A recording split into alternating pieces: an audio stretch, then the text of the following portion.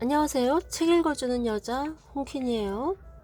지금 잡지를 보다가 유명한 고흐 작품에 대한 글이 좋아서 읽어보려고 하는데요. 보시다시피 고흐의 별이 빛나는 밤, 참 멋진 작품이죠. 읽어볼게요. 제목은 홀로 처절하게 광기 내뿜으며 우주를 향한 붓터치의 격렬함. 1853년 네덜란드 남부 노르트브라반트주의 작은 도시 쥔더르트에서 태어난 빈센트 반 고흐는 6남매 중 마지로 알려져 있으나 실제로는 1살 위에 형이 있었다. 불행히도 그 형은 태어나고 얼마 지나지 않아 병으로 목숨을 잃고 말았다. 고흐는 1880년대부터 10년 동안 그림의 세계에 파묻혀 불꽃 같은 삶을 살았다.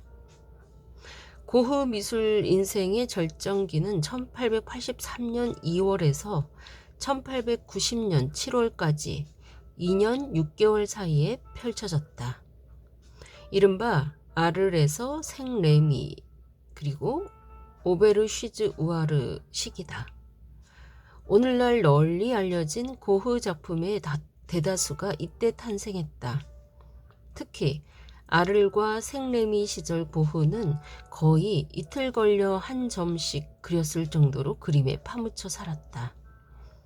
1886년 파리로 거처를 옮긴 고흐는 팍팍한 대도시의 삶에서 오는 중압감을 견디지 못하고 남프랑스에 위치한 태양의 도시 아를로 떠났다.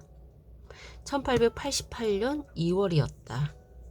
이듬해 5월 생레미의 정신병원에 입원할 때까지 아르에 머문 기간은 1년 3개월가량.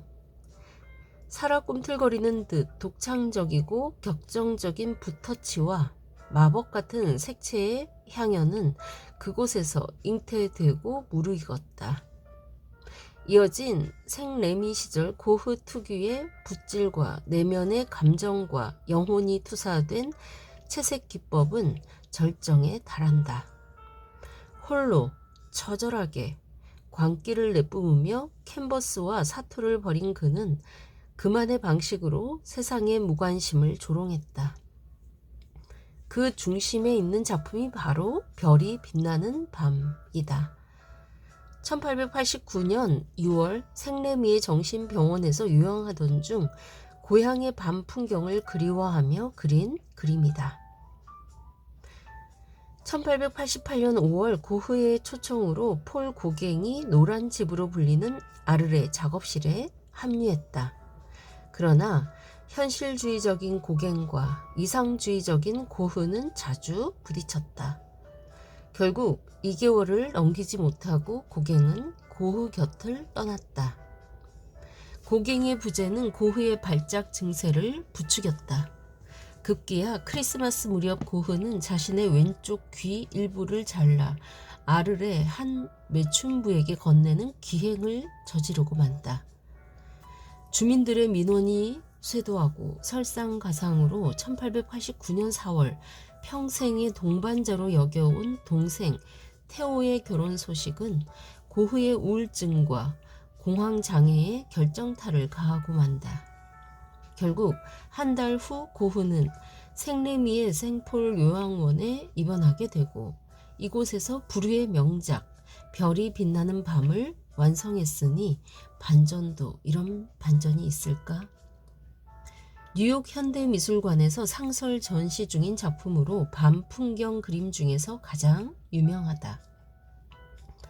고질적인 정신질환이 손짓하는 광기와 지독한 고독, 자신의 그림을 몰라주는 세상에 대한 원망을 폭발적인 표현주의풍의 예술로 승화시킨 세기의 걸작이다.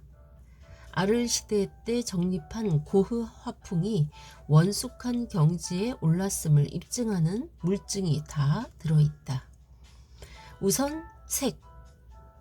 밤하늘을 상징하는 짙은 푸른색이 화면 전체를 강하게 지배하고 있다. 하늘에는 11개의 노란 별이 주위를 둘러싼 뿌연 흰 무리와 어우러져 터질 듯한 존재감을 뽐내고 있다. 맨 오른쪽 위 별빛과 같은 노란색 옷을 두껍게 입은 오렌지빛 금음달은 마치 태양처럼 이글거리고 있다. 하늘과 별과 달을 표현한 파랑과 노랑은 섞으면 무채색이 되는 보색 관계다. 이 때문에 130여 년 전에 고흐가 그린 밤하늘을 보는 우리의 시신경은 어질어질 현기증의 세계로 빠져든다. 하늘 가운데에는 푸른색의 거대한 나선 형상이 꿈틀꿈틀 용솟음치며 압도적인 힘을 과시하는 구름띠가 보인다. 별과 달, 하늘과 구름은 눈에 보이는 그대로의 색이 아니다.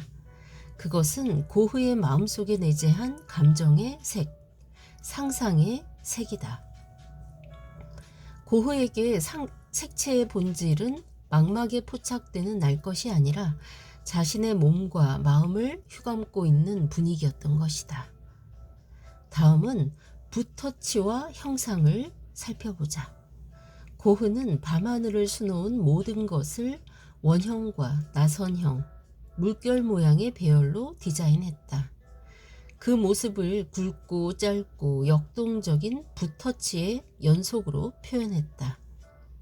팔레트에서 물감을 섞지 않고 원색의 물감을 두텁게 칠하거나 아예 튜브에서 물감을 바로 짜내 캔버스에 바르는 방식으로 붓터치를 했다. 대상과 형식의 단순화에도 불구하고 풍성한 물감의 질감이 자아내는 입체감이 느껴지는 이유다. 그림 속 물체들이 살아 움직이는 것처럼 에너지와 율동미가 넘치는 것도 마찬가지다. 또 하나, 색이 빚어내는 아우라를 느껴보자. 코발트색 하늘은 밤하늘의 고흐식 표현이면서 고흐가 평생 맞닥뜨린 우울함과 쓸쓸함의 중의적 상징이다. 별과 달이 간직한 노란색은 고흐의 광기와 분노의 마술적 변형이다. 시선을 압도하는 것이 또 있다. 화면 왼쪽 아래에서 하늘 끝까지 불꽃 모양으로 곱게 뻗어 있는 기이한 형체가 보인다.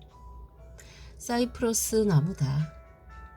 편백나무과의 침엽수인 사이프러스는 지중해 연안의 공동묘지에 흔한데 서양 문화권에서 죽음의 상징으로 여겨진다. 살아서는 별에 다가갈 수 없는 현실을 안타까워한 고흐가 저승의 세계에서 별과의 만남을 기대하는 증표가 아닐까? 이승에서의 삶의 종말이 임박했음을 알고 있었는지 고향에 대한 사무치는 그리움을 나타낸 도상도 눈에 띈다. 화면 아래 중앙에 작지만 높이 솟은 모습이 선명한 교회 첨탑이 그것이다. 당시 프랑스 교회의 첨탑은 높지 않았다. 그림처럼 높은 첨탑은 고흐의 모국인 네덜란드풍이다. 화가가 되기 전 목사의 꿈을 꾸었고 전도사로 활동했던 고흐의 신앙적 표현이다. 폭발적인 에너지로 충만한 하늘 풍경과 달리 화면 아래 마을은 차분하고 고즈넉하다.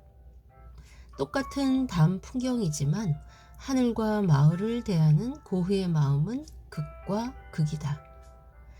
아를 시절에 그린 롱강의 별이 빛나는 밤과 비교하면 1년 사이에 붓터치의 격렬함과 에너지의 충만함이 지구를 떠나 우주에 도착한 느낌이다. 네, 이상입니다. 이 글은 문학 칼럼니스트 박인권님의 멋진 작품 설명이었습니다. 그렇죠? 네, 고흐의 작품 별이 빛나는 밤 다시 찾아서 그림을 감상하시면서 제가 읽어드리는 거 다시 들으시면 더 좋으실 겁니다. 지금까지 좋은 글 읽어주는 여자 홍퀸이었습니다. 감사합니다.